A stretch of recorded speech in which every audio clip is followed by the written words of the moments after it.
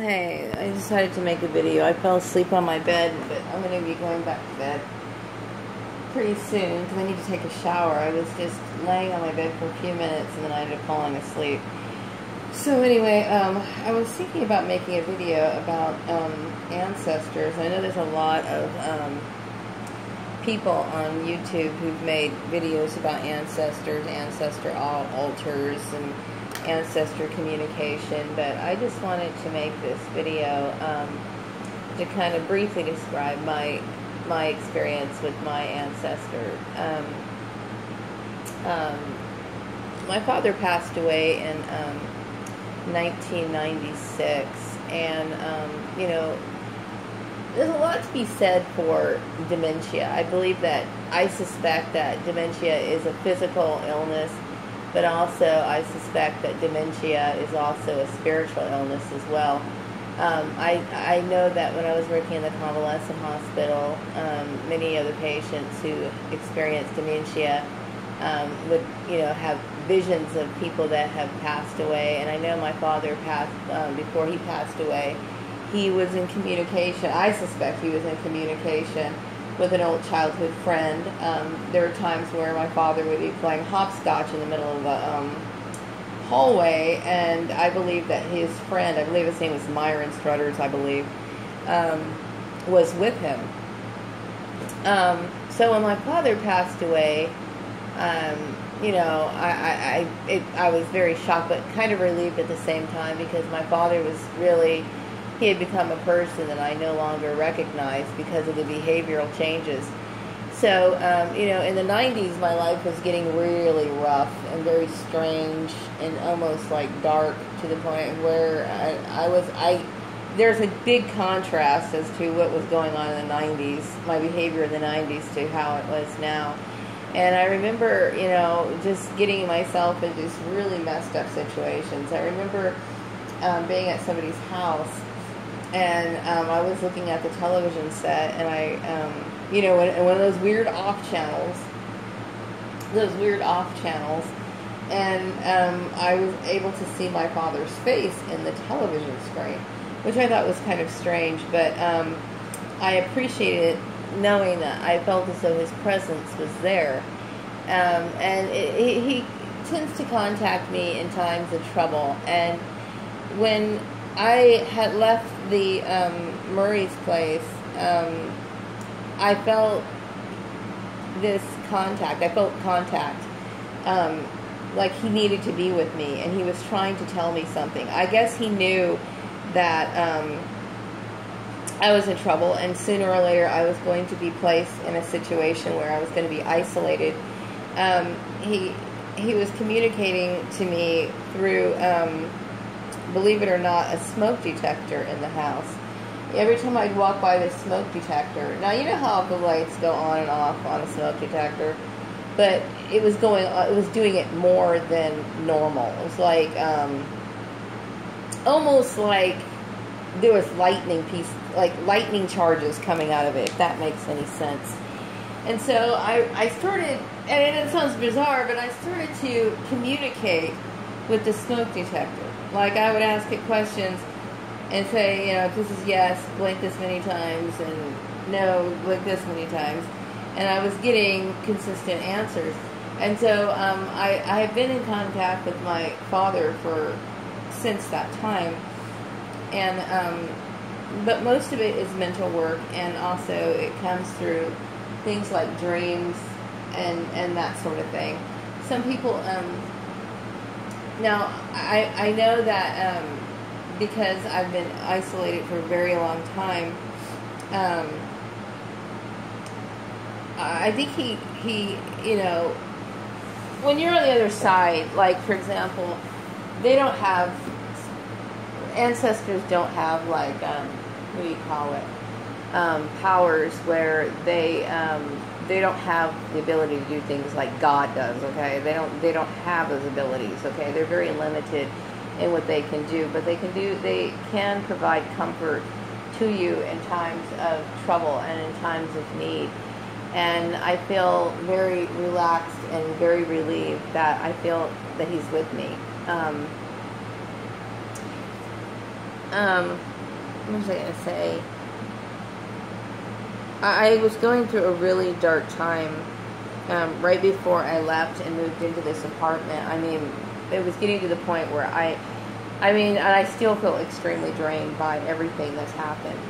But I felt a deep sense of security while I was sleeping at night, because I knew that, he was with me, like he's around me, and I feel like, I've gotten closer to him.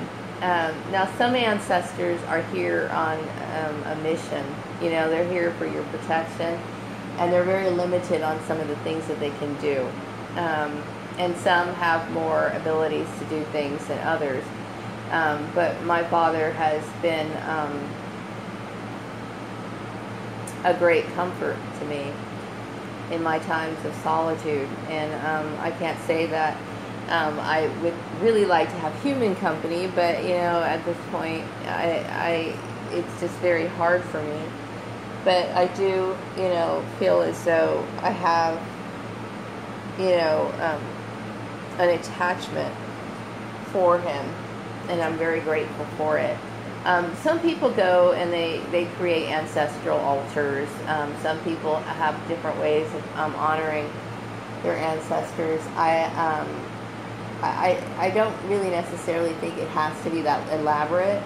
I think people want to give gifts to people who passed on, but they don't really have that much need of things like that, because they're of the spiritual realm. They're not here on the earth like we are. Like, some people prepare food offerings and all that stuff, and I'm not belittling it by any means, and I think it's a nice gesture, but it's not necessary, really. And if you are in a situation where your life is in danger, which mine is in danger, oftentimes your ancestors are there to help you, to either comfort you or, help you in some way. And I'm very grateful that that his presence is felt more so than it was before, because I feel as though he understands my situation and the severity of it. So, I was talking to somebody today, and she was talking about how she has been experiencing dreams. She is also isolated, and her mother is contacting her through dreams. And I'm encouraging her to reach out to her mother, because when these things happen, it's like, think of it as angels crowding into you. Like, they're there because, you need something. Like, something is not normal. You need protection, and they're there. And that's a source of comfort, There's a lot of videos out there on ancestors, how to contact your ancestors. Most of the time, ancestors contact you through dreams. That's the main way of their contact. Like, for example, you may have a dream about your relative, and that's their way of communicating with you. Some of it's an actual, like, they're dreams and they're broken down in symbols, and some of them are more astral. I might cover some topics on astral projection, astral realms later. At the moment, I'm not, I really don't have a time to do that at this moment, but I will probably follow up with another one later. But yeah, I do feel a sense of a slight comfort. Actually, I do feel comforted by my father's presence. But I really want my life to get back to normal, and that's more important to me than anything at this point, because I feel completely, I don't feel right at all. I don't feel safe anymore. Like, I don't feel good about my situation at all, and I'm tired of, the stagnant period. I'm tired of the daily routine, and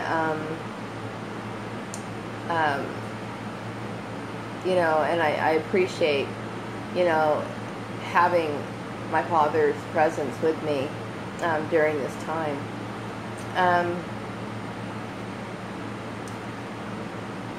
I also wanted to say that ancestors oftentimes try to communicate with you through electronics, just like the smoke detector. Sometimes, like for example, you'll have a television set that turns on by itself. Sometimes the volume goes up on a radio when you didn't adjust it. Sometimes, like I remember when I was living at the other house with Piggy, behind the refrigerator, I believe there was little sounds of music, almost like little jingles, kind of like, I called it celestial music, but it was, I don't know what you call it. They were like little bell sounds, but they actually produced a harmony. And he and I were both shocked. We were like, "What the hell is that?" We found no reason for that to actually take place. So oftentimes when you're oh, and I also suspect that cell phones are another conduit for that realm. Like, for example, your cell phone might be getting wacky or something like that. They mess with electronics. They mess with things like that as a way of communicating with you, And so just kind of pay attention to those things that go on around you. Anyway, I'm going to wrap up this video, and I will be back with another one later. Have a good night.